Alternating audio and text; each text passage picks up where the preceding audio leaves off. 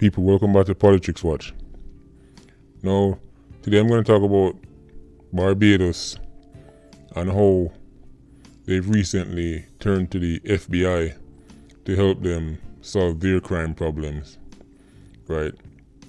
So, Barbados and the FBI are currently in talks to sort out some kind of partnership where the FBI will be going into the country to train the Bajan police, right? I'm guessing giving them tactical training, but it doesn't stop there. They will also be giving them their special unit, which is called the Financial Intelligence Crime Unit, and the Fraud Investigations Unit special training. So it seems as if they're going to be giving them some first world training to help them combat crime. Now, the reason why the Bajan government decided that it wanted to get help from Barbados is because so far they've had 32 murders this year. 32. So that's all it took to make Barbados decide they needed some outside help. Now, I just had a look, and Barbados' population is close to about 290,000 people. So even with a population of 290,000, 32 doesn't sound a lot, but I guess for them they're used to a figure that's much lower. So they decided enough is enough, and they're turning to the Americans for help. Now, can you imagine if Jamaica only had 32 murders? That would be like the best year ever. That would be like cause for celebration. Even if you broke it down per capita, 32 murders out of 290,000 people is still not really. This is not what you call a scary crime rate, but still it's enough to make Barbados, make the Bajan government and the Bajan people, it seems, get nervous to the point where they're ready to turn to the FBI for help. Now, two things we want to talk about here. One, why does the FBI care enough to decide that they would want to give the Bajan people or the Bajan government some kind of help?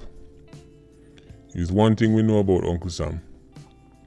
Something have to be in it for them, right? They have to get something out of this deal. So I would love to know what they're going to get back in return. Now, unless a lot of Bajans are going to America to give trouble over there, and then they're thinking, okay, well, if we stem the problem in Barbados, then we won't have to deal with them in America.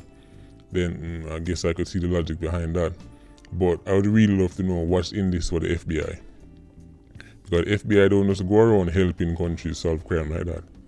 So the Bajan government and the Bajan people, I would advise you to keep your eyes open, right? Don't get caught sleeping, because you need to first make sure everything is clear and on the table as to why, of all the countries in the world that are suffering from a crime problem, the FBI has offered to help Barbados. And it was actually the FBI who made the offer. So they made the offer, and Barbados are like, yo, that sounds like a great idea, right? Now, the second thing I want to talk about is, do you see, and this is to my subscribers and viewers now, do you see a situation where the Jamaican government would turn to a foreign government or a foreign security service to come to Jamaica and help Jamaica fight crime? Do you see that happening? To be honest, I definitely see it happening, right? And I think a lot of Jamaicans will be up for that. The problem with that is, again, you have to ask yourself the question, what would this foreign country, which is most likely be America, what would they be getting in return? Because they wouldn't be doing it from the kindness of their heart. So that would be the first question I'd want answered. what's in it for them? Right? Because the way things are going, at some point, the Jamaican government is going to have to admit that, yo, listen, we don't know what we're doing.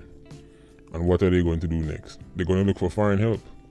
Now, historically, bringing in a foreign country, a foreign entity to your country,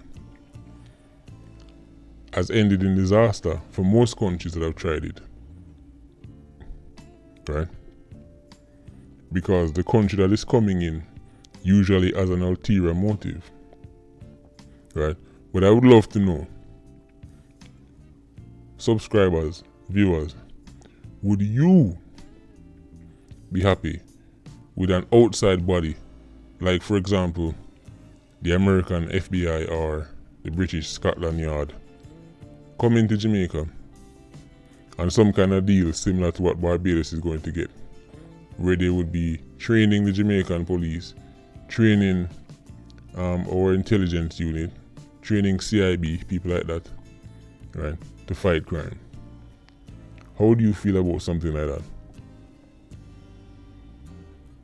I mean, listen, as I said, because I know, and this is something that I look at extensively throughout the past and in history, we've seen these kind of deals can end real badly. Right? It's worked out for some, but any country that is willing to come to Jamaica to do a deal like this, they would not be coming out of peace and love and harmony. They may not be coming because they care about Jamaicans losing their life. They would want something in return. What would that something be? I don't know. But people jump in the comment section and tell me, would you want Jamaica to have a deal like what Barbados is getting with the FBI? Right? Just let me know. Because we're going to have to keep a close eye on this. Because you know what? If this works, if this becomes a success in Barbados, you know what's going to happen next? You know what's going to happen next. The Jamaican people are going to ball feet. Jamaican people will say, yo, our turn. Send them come over here so too. Anyhow, this deal with Barbados become a success and the FBI go Barbados and the crime rate drop, Jamaican people are going to ball for FBI come Jamaica too. Things are getting real interesting, people. Real interesting. But I'm keeping an eye on it. Right. I've always seen a future where where foreign forces, foreign units would be in Jamaica. It seemed like it might be sooner than I thought. Anyway, people, let me know what you think about this. This is Politics Watch. Patreon squad, Shirley D, King Charles, the whole squad. Big up on yourself. Bless up.